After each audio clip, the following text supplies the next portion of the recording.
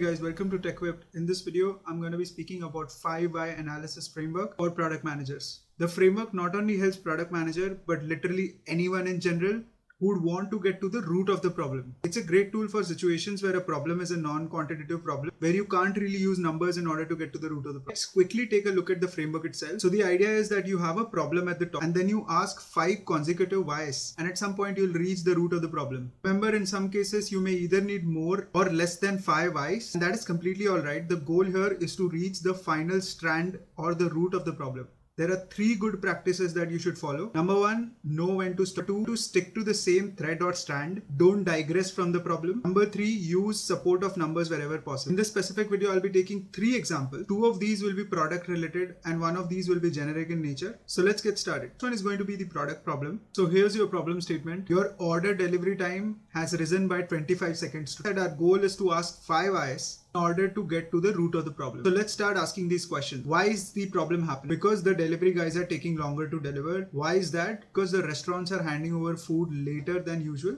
Why is that? Because there is a surge in the order. Why do we have so many orders? Because we are running a discount campaign. Why are we running a discount campaign? Because we wanted to celebrate our yearly anniversary. So order delivery time has risen because the company wanted to celebrate their anniversary by giving higher discounts. Now the possible recourse for future would be that you hire more delivery personnel during this specific period or timeline. I'm sure you understand now the power of 5-why analysis. You saw how we took a very quantitative problem of orders being delivered late, then went to the final root of the problem itself. Went to the final root of the problem. So the 5-why analysis may be able to help you the problem at the moment, but it will definitely help set up the right course of action that this problem does not occur in the future. Let's take our second problem, and this problem is more generic in nature. You reached your office an hour late today. So this is the problem. Why is the problem happening? Is because you couldn't wake up on time. Why is that? Because you missed your alarm today. Why is that? Because your alarm didn't sound today. Why is that? Because the phone was out of battery. Because your phone out of battery. Because you didn't charge the phone last night. So you can ask more whys. For example, you didn't charge the phone because you forgot to charge, or maybe there was a power cut. Or you can choose to stop at this why. You know the core problem was that your phone wasn't charged. So you were late for work because you didn't charge your phone last night. Now you might have forgotten, there might have been a power cut, etc. Possible recourses: ensure your phone is charged before you sleep, backup alarm in place, meaning you have a secondary source of alarm in place. Just get in the habit of waking up early. Let's do one final product problem. Your team has delivered 3 features this sprint as opposed to 10 in the last sprint. So this is your problem. Why did we deliver lesser number of features this sprint? Because we had lesser tech bandwidth. Why did we have less tech bandwidth? Because a few of the tech guys left the company. Why is that? Because they found a better opportunity somewhere else. Why did they go ahead and find a different opportunity? Because they weren't happy with the culture of the team. Why weren't they happy with the culture of the team? Because there is a lot of micromanagement happening in the tech team. There are a lot of micromanagement happening. It's because these tech guys wouldn't deliver otherwise. So maybe there could be 2 different reasons. First, the tech guys weren't great enough to deliver without micromanagement. Second, tech guys weren't really happy with all the micromanagement. Either of these reasons could be why we delivered lesser number of features this. Possible recourse is to either look for better people in your tech team or just look at the team culture and make any amends if necessary. And this is going to be, I hope this video was helpful. If there are any suggestions, consider dropping them in the comment section. If you like the video, consider subscribing to the channel and dropping a like on this video, and I'll see you in the next one.